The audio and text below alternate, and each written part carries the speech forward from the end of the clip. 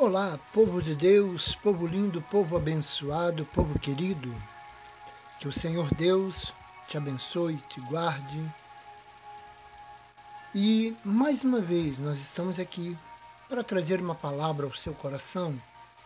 Eu quero ler um texto, um versículo que se encontra no livro de Atos dos Apóstolos, capítulo 17, versículo de número 6. A palavra de Deus vai dizer assim: não os achando, trouxeram Jasão e alguns irmãos à presença dos magistrados da cidade, clamando: estes que têm alvoroçado o mundo chegaram também aqui.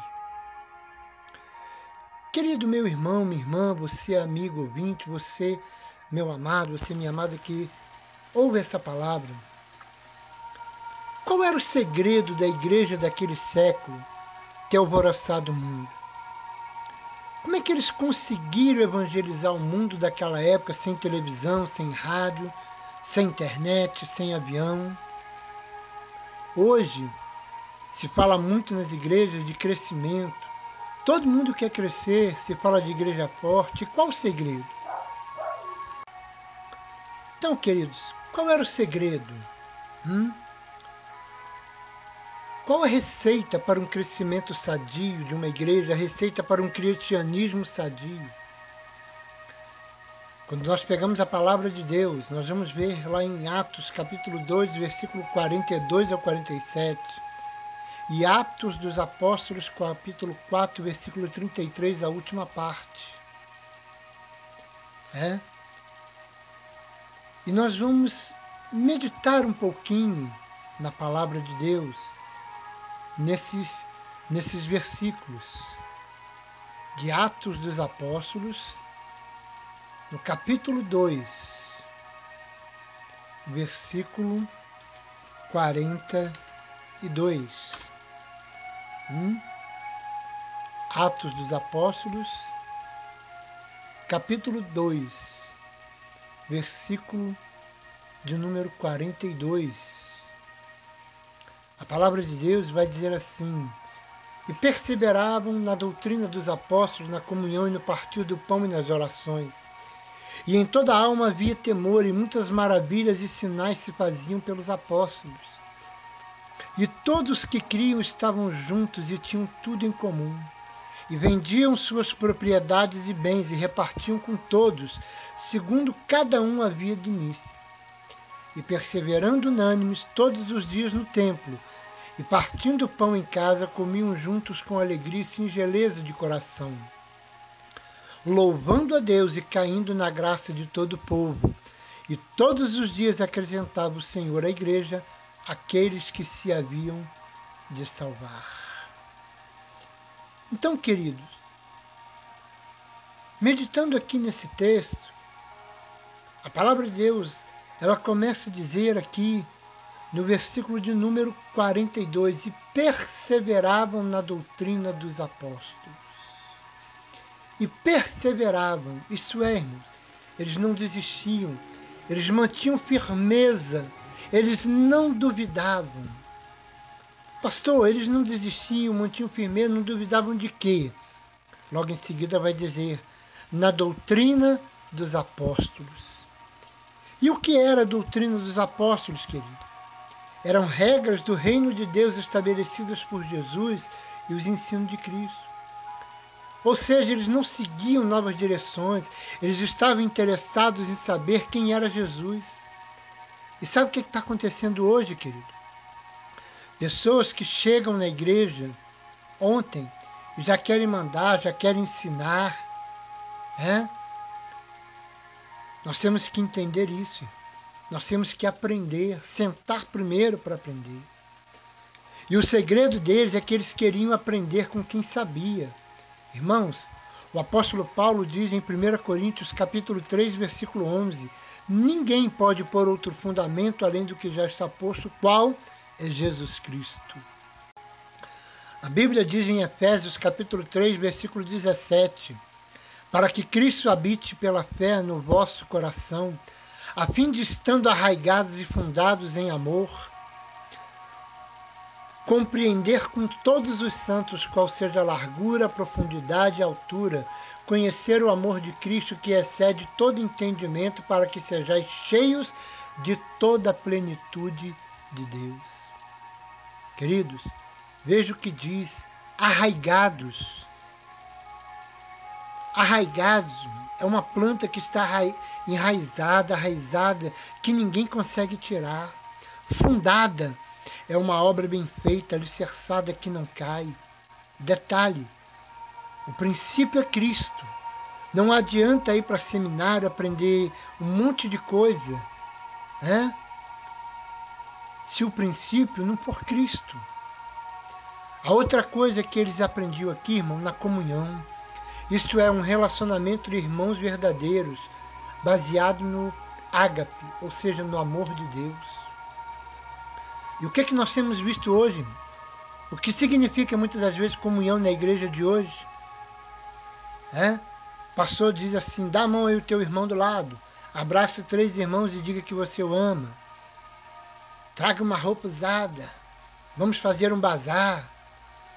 Uns acham, irmão, que comunhão é só dar a paz do Senhor. E detalhe, se você estiver congregando na igreja dele, porque se você for membro de outra igreja, nem com isso eles te cumprimentam. Irmão, eu aprendo que existem 3 princípios de comunhão. Olha o versículo 44, o que vai dizer? Todos os que criam estavam juntos e tinham tudo em comum. A Bíblia vai dizer em Amós, capítulo 3, versículo 3, andarão os 2 juntos se não tiverem de acordo? Querido, eles andavam juntos, comiam juntos. E sabe o que eu vejo hoje? Quantas pessoas que não conseguem ficar 2 horas juntos com o irmão dentro da igreja. Tem irmão, que senta distante, mal cumprimenta com a paz do Senhor. Irmãos, eu aprendo que eles estavam juntos porque havia um relacionamento pessoal profundo. Não era superficial, não. Eles tinham prazer em estar juntos. Havia verdadeiramente isso. Eles não eram falsos como nos dias de hoje. Então nós temos que entender o verdadeiro amor. Então, nós temos que entender, irmãos, que você tem que amar o seu irmão. O mandamento é amar a Deus sobre todas as coisas, e o segundo, amar o teu próximo como a ti mesmo. Então, irmãos, eu aprendo aqui o amor. Eles não eram falsos. Nós vamos ver, irmãos, quando a palavra de Deus diz em Mateus capítulo 23, versículo 14: ai de vós, escribas e fariseus hipócritas, porque devorais as casas das viúvas sob pretexto de prolongadas orações, por isso sofrereis mais rigoroso juízo. Você vai ver, irmão, os profetas Amós, Miqueias, falando contra as injustiças de Israel, que muitas das vezes falava mal dos profetas. Sabe o que eu vejo hoje? Nós aprendemos que as pessoas são mais importantes que as coisas. Mas na igreja, hoje o que vemos é que as coisas são mais importantes que as pessoas. Aí está a diferença. Lá, sabe como que era? Ei, você não tem sapato? Eu tenho, então toma. Ei, você não tem roupa? Eu tenho, então toma. Meu irmão, aprenda uma coisa, não existe doutrina bíblica que te obrigue a vender suas propriedades e repartir. Não tem base doutrinária para isso não, irmão. Mas o que eles faziam era obedecer à recomendação do Senhor Jesus, que está lá em Lucas capítulo 12, versículo 33 e 34. Vendei o que tendes e dai esmolas, e fazei para vós bolsas que não se envelheçam, tesouro nos céus que nunca se acaba, onde não chega ladrão e traça, não rói. Porque onde estiver o vosso tesouro, aí está o vosso coração. Então eu aprendo que o tesouro, irmão, da igreja primitiva não eram seus bens materiais, era Jesus. Eles faziam isso por espontaneidade. E infelizmente o que nós estamos vendo hoje é que tem pessoas que quanto mais tem, mais quer. Quanto mais tem, mais miserável ela fica. Pois é, irmãos, às vezes, né, que o irmãozinho humilde chega dentro de algumas igrejas e ele se sente desprezado, né? Às vezes chega um visitante, uma pessoa que está precisando de uma palavra e ela chega na igreja e muitas das vezes não aparece nenhum para cumprimentar. O outro princípio que eu vejo, irmão, princípio da comunhão, versículo 46, perseverando no templo. Queridos, eu aprendo que ele sabia o segredo do templo. Olha o que o salmista vai dizer no Salmo 24, verso 4 e 5, uma coisa pedi ao Senhor e a buscarei, que eu possa morar na casa do Senhor todos os dias da minha vida, para contemplar a formosura do Senhor e aprender no seu templo. Porque no dia da adversidade me esconderá no seu pavilhão, no oculto no seu tabernáculo me esconderá, por-me-á sobre uma rocha. O salmista vai dizer no Salmo 84, verso 10, porque vale mais um dia no teu átrio, que em outra parte mil, preferiria estar à porta da casa do meu Deus a habitar nas tendas da impiedade. O salmista vai dizer no Salmo 122, alegrei-me quando me disseram, vamos à casa do Senhor. Irmãos, deixa eu falar uma coisa. Tem pessoas que não sentem alegria, não sentem prazer em ir à casa do Senhor. Agora, deixa eu falar uma coisa. Tem gente que diz assim, pastor, a minha casa é a igreja. Deixa eu te falar uma coisa, querido. A minha casa é minha casa, a igreja é a igreja. O templo é consagrado exclusivamente para cultuar e adorar a Deus. Porque o que eu tenho visto é muita gente fazendo bagunça na casa de Deus. Por isso que em Eclesiastes, capítulo 5, verso 1, a Bíblia diz, guarda o teu pé quando entrares na casa de Deus. Eu aprendo que eles estavam todos os dias no templo com o mesmo objetivo. Não tinha fofoca, não tinha disse-me-disse. Eles queriam ver a obra de Deus crescer. E o que nós estamos vendo hoje são pessoas querendo mandar mais do que o pastor. Pessoas fazendo intrigas, fofocas dentro da igreja. Paulo vai dizer assim em 1 Coríntios 1,10, rogo-vos, porém, irmãos, pelo nome do nosso Senhor Jesus Cristo, que digais todos a mesma coisa e que não haja entre vós dissensões. Antes sejais unidos em um mesmo sentimento e um mesmo parecer. A Bíblia vai dizer em Filipenses capítulo 2, versículo 3, nada façais por contenda ou por vanglória, mas por humildade, cada um considere o outro superiores a si mesmo. E o que nós vimos hoje, um vira para o outro e diz, quem vai pregar hoje? Quem vai dirigir o círculo de oração? É fulano? É fulano? Então não vou não. Hoje, irmão, é uma dificuldade para o pastor tirar a pessoa do cargo. Tem gente que diz, se me tirar, eu saio da igreja com a minha família. A outra coisa que eu vejo, em comunhão, no partir do pão. Irmãos, o partir do pão para os judeus era diferente. Quando os judeus se assentavam à mesa para comer, para a refeição, significava que a amizade estava selada. Sentar à mesa era para lembrar que Jesus morreu. O que nós estamos vendo hoje é que tem gente que toma santa ceia e não fala com o irmão, não fala com o pai, não fala com a mãe, fala com o filho. Hoje tem um monte de gente tomando ceia em adultério. A outra coisa que eu aprendo que fala aqui nas orações, tem gente que quer receber bênçãos, mas sem oração. A Bíblia diz, irmão, no livro de 1 Tessalonicenses 5,17, orai sem cessar. Mateus 21, 22, e tudo que pedindo crentes na oração recebereis.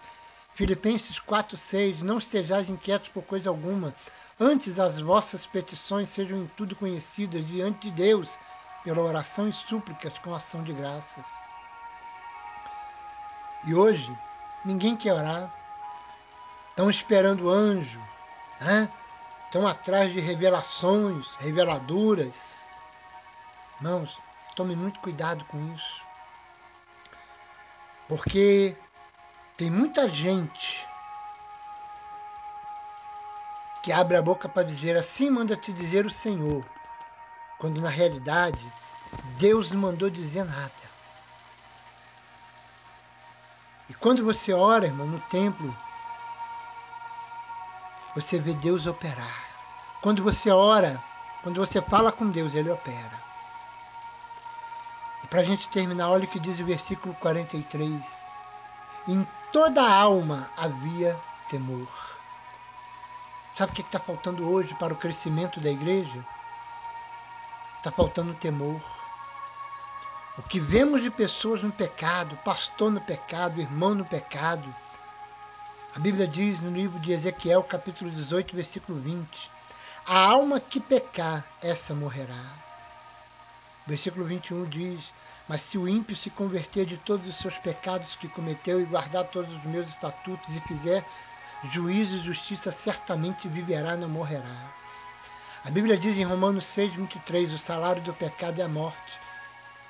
E infelizmente, muitos desses pecados estão acontecendo em cima de muitos púlpitos. Eu quero terminar dizendo, querido, o que eles fizeram foi isso aqui, alvoroçando o mundo, pregando em comunhão, no partir do pão, nas orações. Então, se você quer que sua igreja cresça, faça isso. Foram isso que eles fizeram. E a igreja primitiva cresceu. Então você que está me ouvindo, querido, seja bênção na sua casa, seja bênção na sua igreja, seja bênção no seu bairro, seja bênção no seu trabalho, seja bênção na sua vizinhança. Que Deus continue te abençoando. Que Deus continue falando ao teu coração, em nome do Senhor Jesus.